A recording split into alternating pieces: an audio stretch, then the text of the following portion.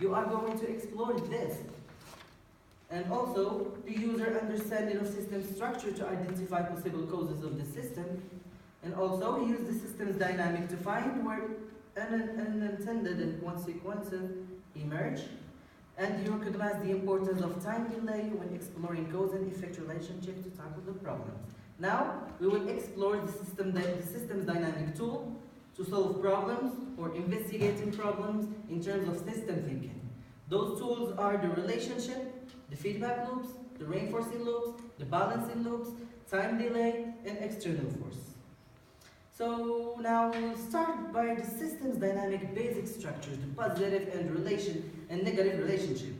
So language system thinking is based on relationships. Relationships are the main and the crucial parts to systems thinking. We have a positive relationship. The variables move the same way. We have now the example of population. The birth is in a positive relationship with the population. An increase in the birth comes with an increase in the population. We have a negative relationship, variables, which is the opposite. The variables move the opposite way. We have death and population. Death is a negative relationship, O minus, with population. Now, the first basic system structure is the feedback loop.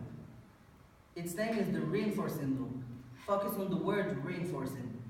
An activity or an action reinforces the action that comes next. Look at the example of population again.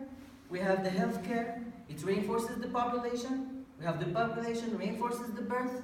And we have the birth reinforces the scientific advancements. We have more genius, more scientists, more work.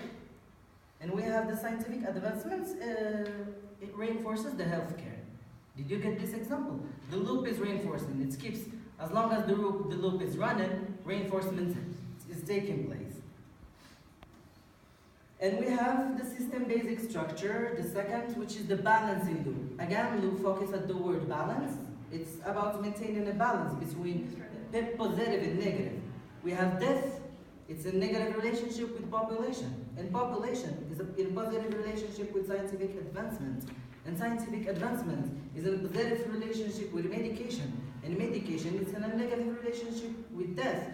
You see here, medication and scientific advancements are positive, death and population are negative. The balancing loop is trying to balance between the negative and the positive ones. And now we will move to how to map an external factor. External factor, which shapes our action, are always presented and are always influencing even the slightest action we do. So here, for the balancing loop that I drew about population, medication, death, and scientific advancements, we can map an external factor that helps the scientific advancements as positive. We can see here economic development.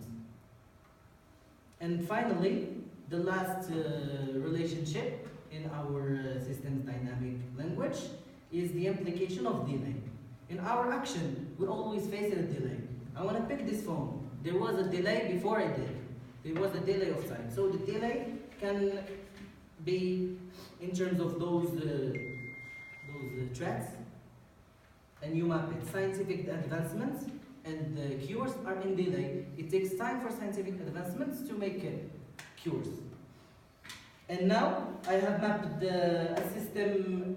I have mapped a systems to examine a problem at EUI that most of you might encounter or have encountered.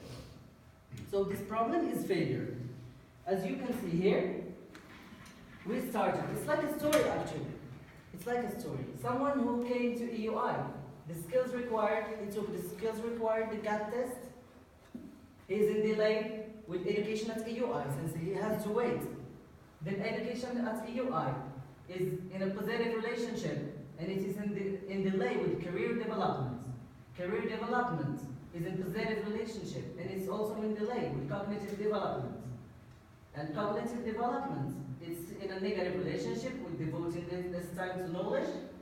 This time to knowledge positive with the structure positive with procrastination, external factor, it can be assumed that cognitive distortion is a model that influences procrastination.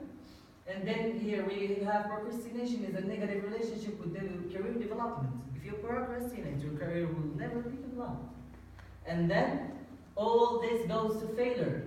Failure is in a negative relationship with career development. It's in a negative relationship with cognitive development. And here you can see a reinforcing loop. Procrastination reinforces failure, which reinforces the undevelopment of academic career development. And of course, if you fail, you have to be in a negative relationship with EUI. You're gonna be fired, and it's in delay. So that was my example. So you assimilate how those loops, the reinforcing and the balancing, works. And now we will move to an activity. Do you have a question? Did you assimilate the context perfectly? Yes. Yeah, sure. Okay, now we will move to mapping. I will help you map, and I will guide you to map, either to investigate on a problem, to tell a story. What do you want? Problem investigation, storytelling. Storytelling, okay. So, first of all, here are three thinkers.